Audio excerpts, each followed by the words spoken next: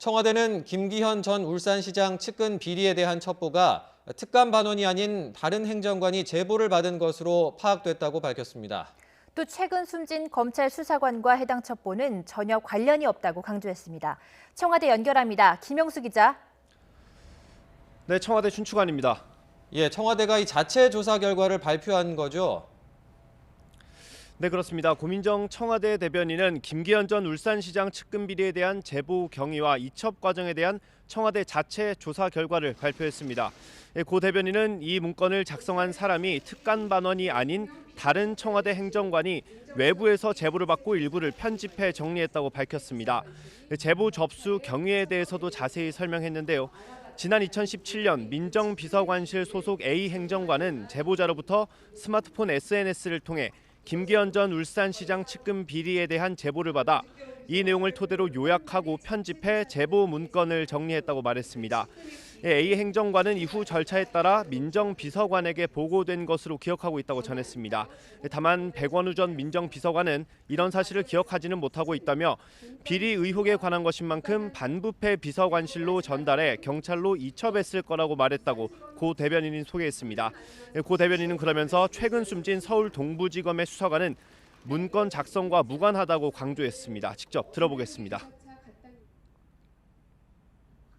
문제의 문건은 외부 제보 없이 민정수석실이 특감반의 자체 조사 등을 통해 생산한 다음 경찰에 지시하여 수사하도록 한 사실이 없고 고인 등 2명의 특감반원이 2018년 1월 울산에 내려간 것은 본건 자료와 무관한 것임을 분명히 말씀드립니다.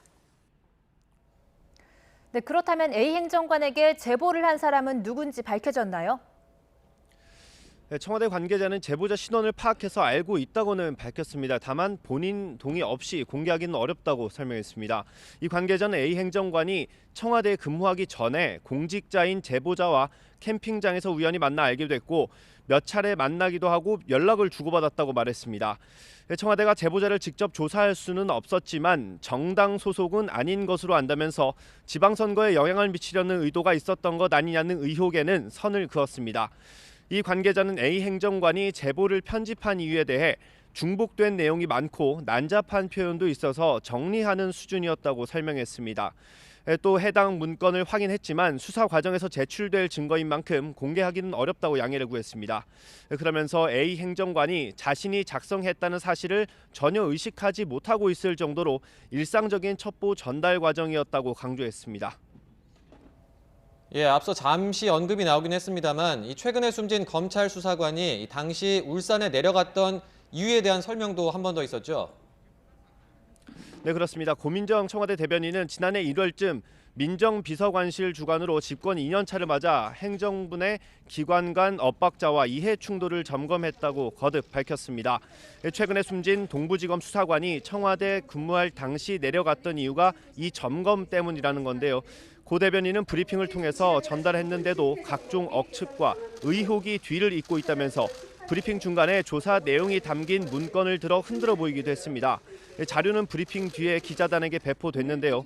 대통령 민정수석실이 작성한 국정 2년차 증후군 실태점검 및 개선 방안 보고라는 제목의 보고서에는 이른바 울산 고래고기 논란에 대한 설명이 간략하게 담겼습니다. 알려진 대로 경찰이 압수한 고래를 검찰이 피의자에게 돌려주면서 시작된 논란이 검찰과 경찰의 공개 설전으로 이어졌고 검경 수사권 조정 문제를 앞두고 갈등이 표출되고 있다는 내용입니다. 이와 관련해 청와대 관계자는 최근 숨진 검찰 수사관이 관련 내용에 한정해서 활동했다면서 보고서에도 다른 내용은 없었다고 거듭 강조했습니다.